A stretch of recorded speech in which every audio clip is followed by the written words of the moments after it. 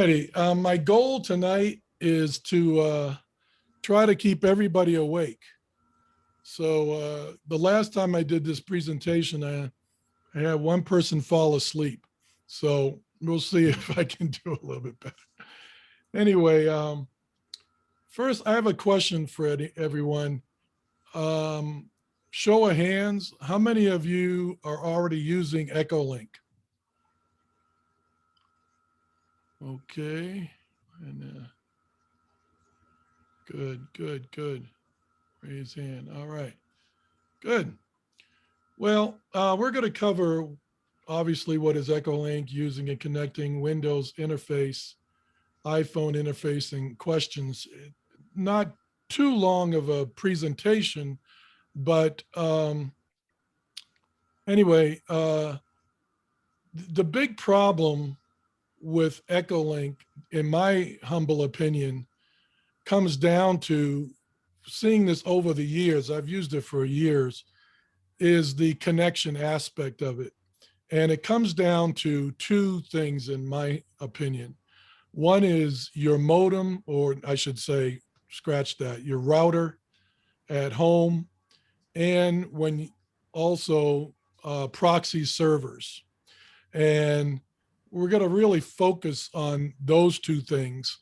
What I'm not going to cover tonight is basically the use of the interface, if someone's interested in that, and either on Windows or your iPhone. You will see them, but if you need help with that, then we can get together on one-on-ones. This slide here, I should have said everybody can see the slide. Roger that? Yep. Okay. I took this presentation from a presentation I did at the Duke City Ham Fest years ago. But so Echolink is not a ham radio. I mean, as far as a real radio, that was a big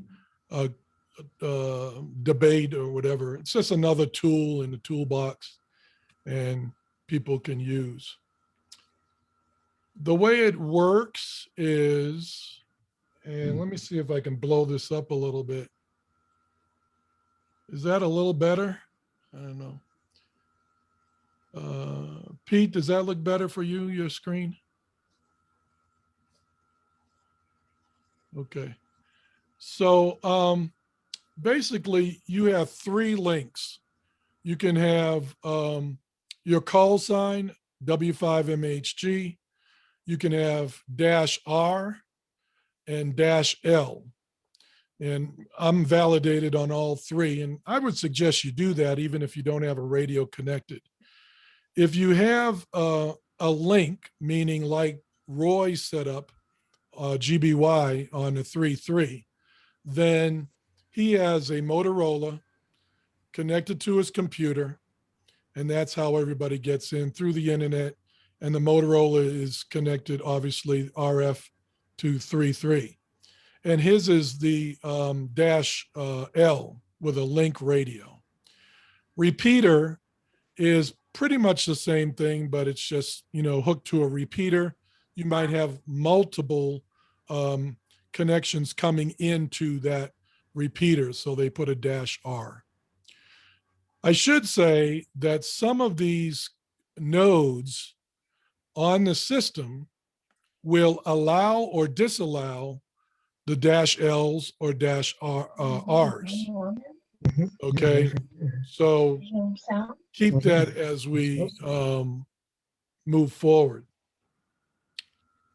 So in this example here, gives you a little bit of an idea, and all of this is on the Echolink.org site. You probably have seen it. It's where you can download the software, do your validation and so forth.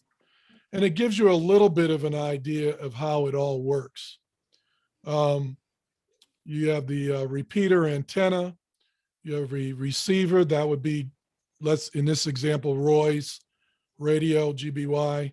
I have a link radio here, the Kenwood, and then that's connected to the internet. And then that goes through another connection to another PC, out to a radio, to a repeater, and that's how we all talk. So let me give you an example. Who is it in Texas? Can't think. Elmer, right? So Elmer's radio there is connected to a PC, or could be a Raspberry Pi, what have you. Goes out to the internet, then comes out to Roy's and follows the Yellow Brick Road to his radio and out to 3.3. Anybody have any comments or questions on that part there? Moving right along. Don't let this scare you. I'm not going to read this to you. But a brief history, Jonathan Taylor, 2002. You can go ahead and find out more about this. But I will say, in my experience, I've been using Echolink for about 20 years now. And when I was a firsthand a tech, I found it very fascinating. With a tech license, I could talk around the world. Now, that debate is still there, is it real radio and so forth. But it kept me interested and kept me going. So if you like to read more on the history, it's there on the website. So it's nothing but voice over internet protocol, VoIP, just like anything else that we have, the IRLP and so forth. All right, so next, the validation. This is an area that some people get. I got the headset on. Okay, is there a question? Okay, I think just somebody had a mic on. This is a hiccup that some people have with the validation. And so if you have not done Echolink, you haven't gotten into it, you're interested, you might get a little bit frustrated here. You will need to submit to them, to Echolink, a picture of your license. And if you haven't gone on the FCC website and gone through that whole ordeal, it can be kind of cumbersome to do that. On the website, you would put in your call sign here and then hit continue. And then you will follow the Yellow Brick Road to their questions. And then at some point, they'll ask you to upload a picture of your license. If you need help with this, I'll be more than welcome to help you with it, but it can be a little sticky point at times. The tricky part is just getting that PDF of your license downloaded to your device, to your computer. So that's what that's all about. You can also check your validation of your license if you have a W5MHG-L or an R, and you can check it there as well on that particular part of the site. Okay, so the next slide, this one here, I'm actually going to talk over this video because when I tested this with Bob and my son, the audio was kind of wacky-dacky. So I'm not going to play it on this one. I'm just going to walk you through it. Earlier in the presentation, I talked to you about proxy list, a proxy server. So let me explain that. A lot of times I hear people say, I downloaded it on my phone or I downloaded it at home and I can't connect, or it connects, but I don't hear people to me or they can't hear me.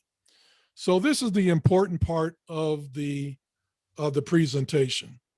The two areas that you have to concern yourself with is your router situation and the proxy servers. Now, most of this talk will be on the proxy servers because I think that's the easiest, best way to go.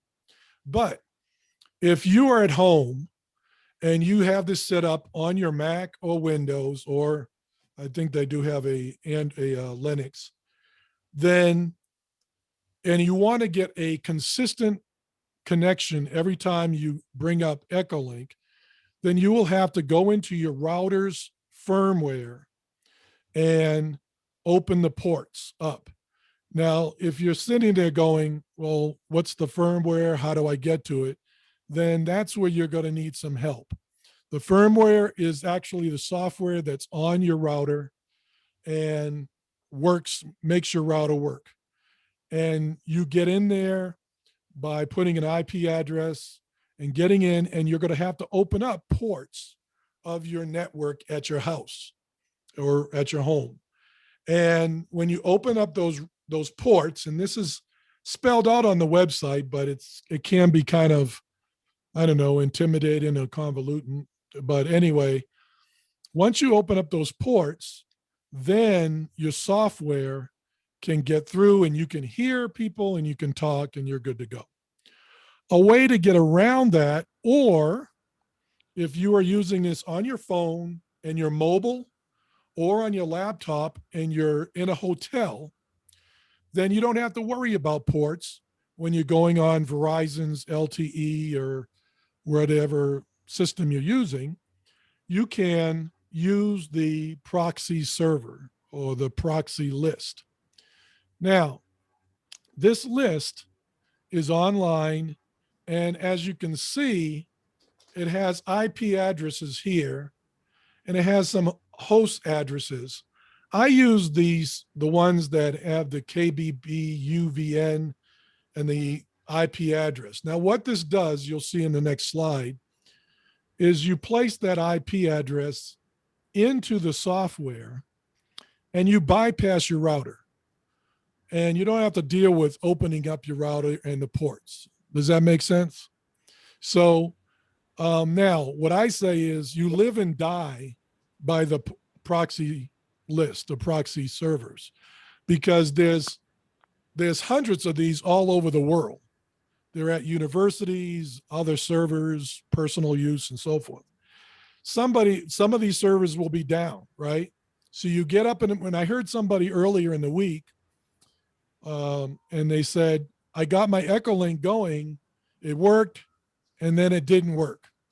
And that's because probably the proxy server that they were using went down. It didn't go down. It could be busy, like you see over in this column here. Some of them say ready, and some of them say busy. Okay, I'm going to blow it up some more. Is that better? And so it says busy. If you were hitting 183 and you turn on your phone and you go to try it again and it's busy, your phone or your device isn't going to connect, and you're not going to connect. And it doesn't automatically go to another proxy. You have to put it in there. So you pick one that says ready. So let me talk about this website real quick. This website, it's available online. You can go find it through, or you can just Google Echolink proxy list. The problem with this website, which makes things a little bit more convoluted, is that when you put this in your browser isn't going to like it because it has an old certificate. In other words, it's going to think that this website is a bad website, or it's going to scare the normal person, because you'll get a what do you call it? You'll get a warning of some sort, and it will say this website, blah, blah, blah. And you have to click on advance and kind of work your way through it. Call me and I can help you through it. The good news is, once you get there once and the cookies are on your computer, then your browser knows, okay, it's okay. He wants to go there, she wants to go there, and you'll be all right. It's nothing bad on here, but your browser will think, because the certificate up at the top, the certificate is out of date, they haven't updated it, the browser thinks it's not good. So anyway, my point is, you get a IP address and you copy it, and then we move on to the next slide. I'm going to keep going, and then if you guys have questions, write them down or remember them, and then I'll be done in a little while, and then we can cover that. So the next slide is where you would put this that IP address into the software. Now, before I play it, I'll just say this. This is the interface on a Windows machine that you will see when you download it. And if you're unfamiliar with this interface, again, call me and I can help you. It's not hard. It's fun, actually, because you get to see all the things. And before I play it real quick, these are some of the nodes that I go to. Of course, KD5GBY, buddy of mine up in North Carolina, of course, mine, the Echo Test, and another one do drop in. So anyway, let me play it real quick. I'll stop occasionally.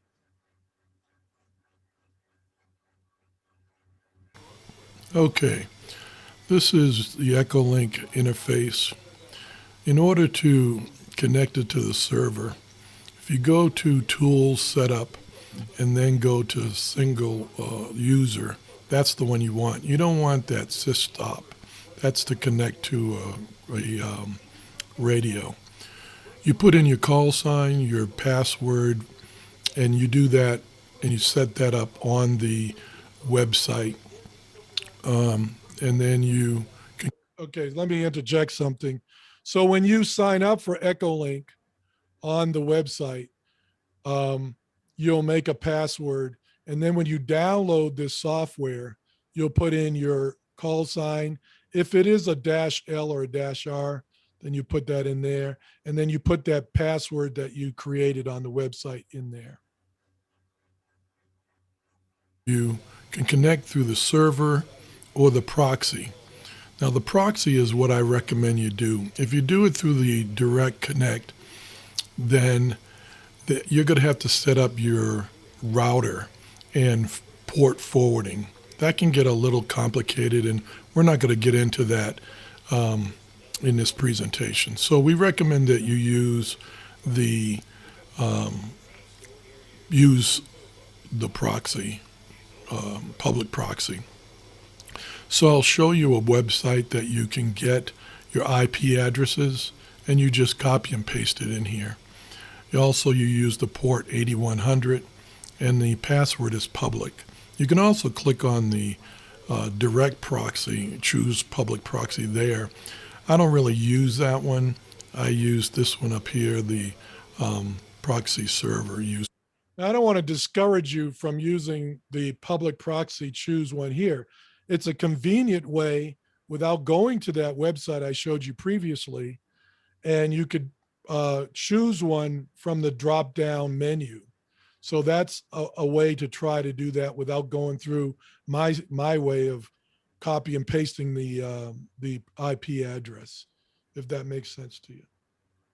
Server, use proxy.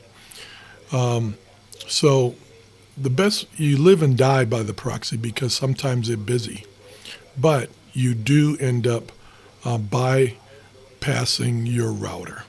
So that's the system there. You can go into locations, and that's where they have literally thousands of stations around the world. But then once you find the ones you like, you can save them. We're not going to get into the interface right now, but I just wanted to show you the proxy server.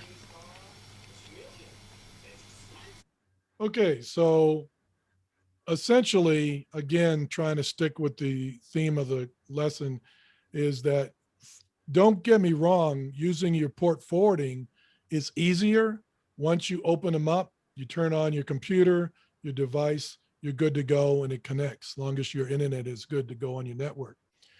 The proxy server has its advantages because you don't have to deal with opening your ports, and you can use it mobile. If you're in the car, if you're going on a trip, like I know Bob is heading out of town, he can have his phone. If you have your car, he has Wi-Fi on his phone.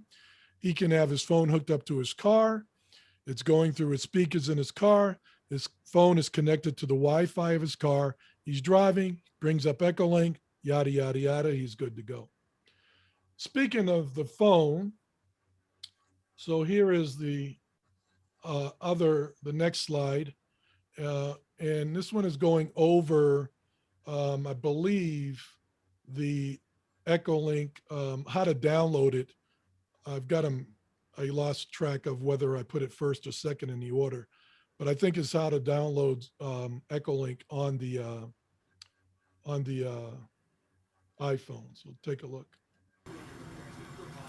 Okay, so I realize that maybe some of us are not familiar on how to download the app onto your phone or get Echolink onto your phone.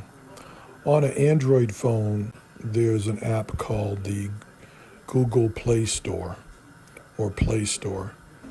And on the iPhone, there's the app called the App Store. And you click on that, you come down to search, same thing on the Google Play Store, and type in Echolink and hit search. You'll find it there. Now mine says open because I have the app on my phone already. But if you don't, you'll see the word get. You click on get and it will download to your phone, and you'll be able to set it up there. Hope this helps. Okay, so there you put it on your phone. And then once you do that, next slide, here is the slide for the application if you haven't done that yet. See if I got this right.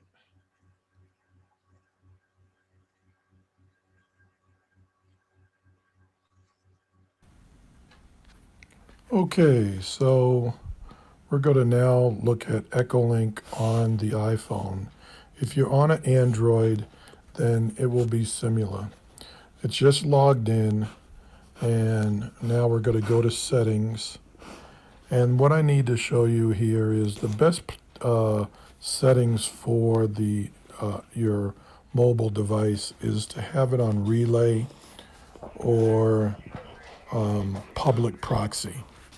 So that's the spot where I've been sort of pounding the pavement on this presentation, that on your mobile device, have it on relay or public proxy, one of those two. The public proxy, obviously it will go out and find a public proxy, but if you have trouble connecting, then go into your settings and put it on relay. If you put it on direct, then if you're on LTE or your cell system, then it runs into problems trying to get out. They're not going to let you get out with it. I've had that happen a couple of times, but most of the time, relay or proxy will help you with that. Whoops. And the reason for that is, again, going toward talking about the router and the port forwarding, that you want to sort of keep away from that. And if you're in your car or using a cell tower, then public proxy or relay is the best setting for you to use. So then once you do that, you can go into stations, and you can click on, you see all the different parts of the world that you can look at there, or you can just search for in here partial call sign if you need to. Whoops. And there's Roy's, and then you click on it, go to connect, and there you have it. It's connected to 3.3. You can then disconnect there. Under favorites here, stations and favorites, you can click on that and we'll go into your favorites. And this is a list of mine that I have. Don't use them all, but quite a few. So that's the gist of it all for the mobile device. The important thing is, again, going into settings and making sure that it's on relay or public proxy. Okie doke. So if you get anything out of this, that could help you would be that the public proxies or the router, if you wanted to go that way. More information, of course, is on echolink.org. I did put in this video here. This is a radio that I purchased recently. Basically, it's a network radio connected to the internet. This is the cord for the microphone, not the internet, but uses a Cat5. But as you can see, it has Echolink on there. I'll show you quick. I thought maybe you might be interested to see this. Okay, so this is a Echolink network radio. I just purchased this. Most of you may not be interested in something like this, but I thought I would show it to you and put it in the presentation. And network radio means that it's not using RF, it's going through the internet, which Echolink does.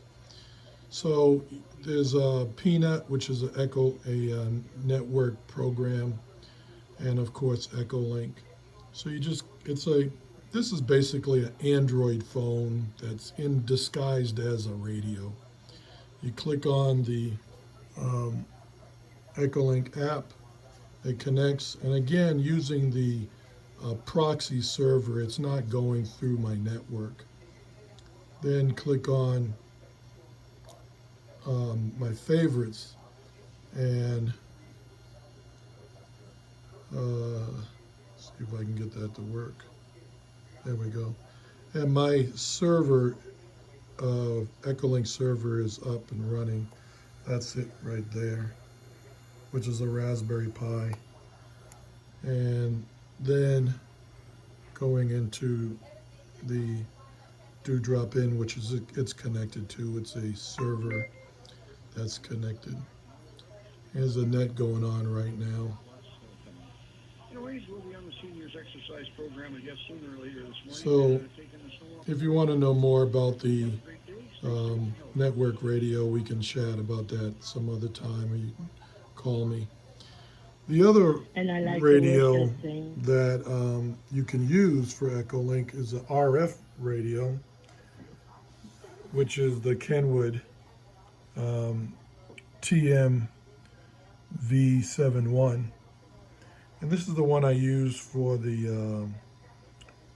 playing the amateur radio news line in the ARRL. Very good radio, Kenwood. I've had it for years, and it's perfect for Echolink. It's perfect for Echolink because it has USB cables that come out the back side of it, and it's just plug and play in the back there. And so I just hook it up using these cables here